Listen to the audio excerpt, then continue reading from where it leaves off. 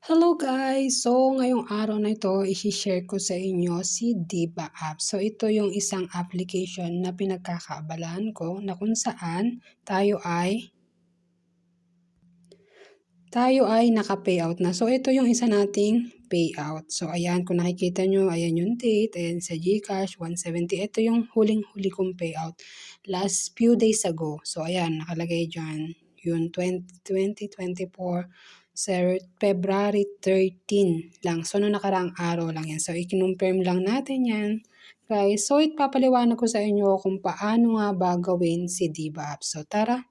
Lagay po dyan ay eto, welcome Sir and Mom, Diba Apps, click link and install. So, ito yung link from Google.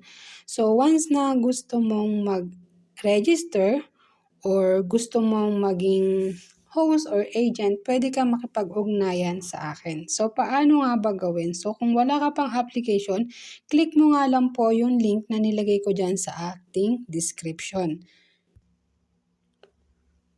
So, kung ayaw mo naman mag-click, pwede kang pumunta sa iyong Play Store. So, ayan, dito sa Play Store. So, click lang natin yan. Tapos, search natin siya dito. So, type mo lang Diba Apps. So, ayan. So, dito na tayo dadalhin sa Diba Apps. So, install nyo lang. Pag-aaral nyo install and open nyo lang siya. Yan. Tapos, magre-register na kayo. So, once na na-install, magre-register na kayo. So guys, once na naka-install ka, so ganito ang lalabas dyan, no? So, pwede kayo mag-register sa Facebook, sa Google, at sa number. No? So, kiklik nyo lang alin dyan kung saan kayo magre-register. So, kapag naka-register na kayo, so ito ang home, live, message, at me. So, dito tayo sa me. Kung ikaw ay gusto mong maging agent, pwede ka makipag-contact sa akin kasi merong way para maging agent. So, kung gusto mo naman regular host, pwede mong ilagay itong ID na to. Yan yung details. So, kapag regular host, punta ka dito sa join agent. Click nyo yung join agent, ilagay ang aking ID. Yung ID na yan, yung 1569415. Kapag nilagay na yung ID, tapos mag-apply na kayo. So, makikita ko yon then i-approve ko. Kapag natapos mo na po yung pag-join sa agent, kapag regular host ka or nakapag-agent ka, punta ka naman dito sa task center. So, click natin yung task center. May dalawa kasing way para mag-earn dito. Una, dito sa live. Yan.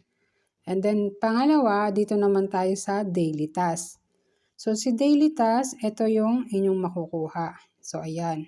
Receive lang natin. So, confirm. Pag nakaipon ka ng energy, ito naman yung makukuha mo sa taas. Yan. Tapos, itong silver coin naman, saan ba yan papasok? So, dito natin makikita. Yan, sa withdraw. So, ito yung silver coin na naipon. So, ito ay pwede mo siyang i-trade.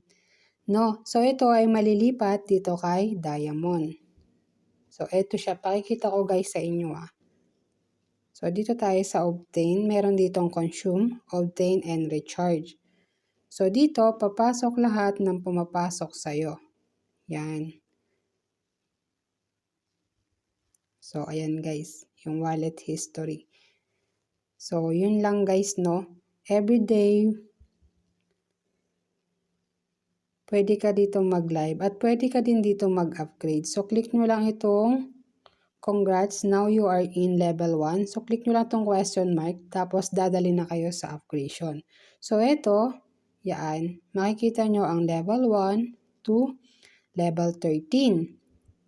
So, guys, dito naman kay Diba ay dapat alam nyo yung 7 days.